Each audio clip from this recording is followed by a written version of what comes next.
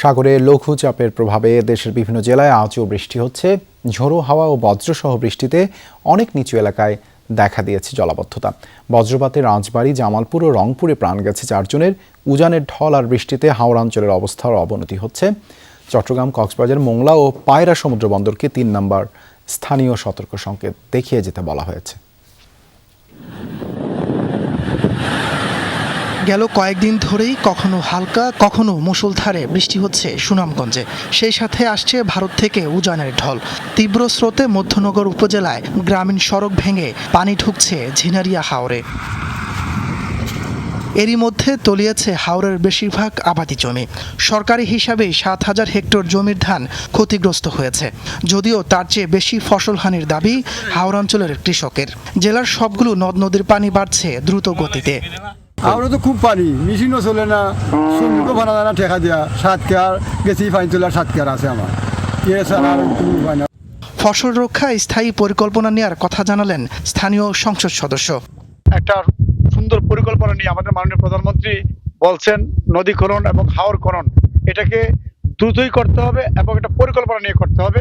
বাঁধ ভেঙেছে হবিগঞ্জের বানিয়াচং উপজেলাতেও।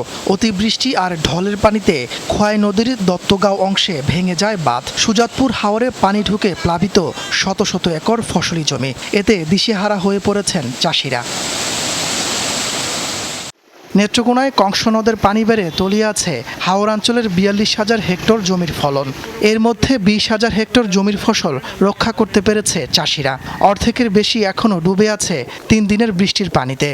এইগুলো সব ডুবতেছে, অটোমেটিক ডুবতেছে বৃষ্টির পানিতে। হাজার হাজার একর জমি নষ্ট হয়েছে। এটা কৃষকের এবার দুর্ভোগে পড়ছে। 80% ধানের মধ্যে রাস্তা নদীর, আর অর্ধেক টান তুলছে মানুষ। বাঁধ রক্ষায় সংশ্লিষ্ট কর্মকর্তারা সতর্ক রয়েছে বলে জানিয়েছে পানি উন্নয়ন বোর্ড। প্রশাসনের সহযোগিতায় যারা পিএসি কাজগুলো করেছেন তারাও তাদের কাজগুলো মনিটরিং করতেছে, যাতে কোনোভাবেই বাঁধগুলো ভেঙে না যায় বা ভাঙার উপক্রম না হয়। এদিকে মধ্যরাত থেকেই থেমে থেমে বৃষ্টি হচ্ছে জামালপুরে। দৈনন্দিন কর্মব্যস্ত জীবনে নেমে এসেছে স্থবিরতা। ভোগান্তিতে সাধারণ মানুষ। গত 24 ঘন্টায় 51 মিলিমিটার বৃষ্টিপাত রেকর্ড করা হয়েছে। বৃষ্টির মধ্যে সড়কে কাজ করতে গিয়ে বজ্রপাতে সাগর নামে এক কৃষকের মৃত্যু হয়েছে। ইসলামপুরে মারা গেছে যুবক শামীম মিয়া। এছাড়া রাজবাড়ীতে বজ্রপাতে মারা গেছেন একজন। পেটের দায়ে রিক্সা চালাই, কি করবো, বাইরে অন্য আগে যত বৃষ্টিপাত হোক। হাওয়া খুব খারাপ, ভয় করলে কি হবে, তাও তো গরু বাছুরের খাওয়া লাগবো।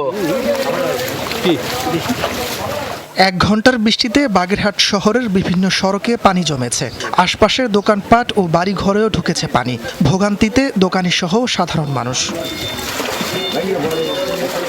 সকাল থেকে ভারী বৃষ্টি হচ্ছে খুলনাতেও। মানিকগঞ্জে বৃষ্টিতে ব্যাহত হচ্ছে স্বাভাবিক জনজীবন। ঝালকাঠির কোথাও কোথাও দেখা দিয়েছে জলাবদ্ধতা। নড়াইলের কালিয়ায় ঝড়ে গাছ থেকে নারিকেল পড়ে আহত হয়েছেন 2 শিক্ষার্থী। মৌলভীবাজার, নেত্রকোনা, সিলেট, হবিগঞ্জ ও সুনামগঞ্জের নিম্নাঞ্চলে বন্যার পূর্বাভাস দিয়েছে সতর্কীকরণ কেন্দ্র। তাপস সরকার, যমুনা নিউজ।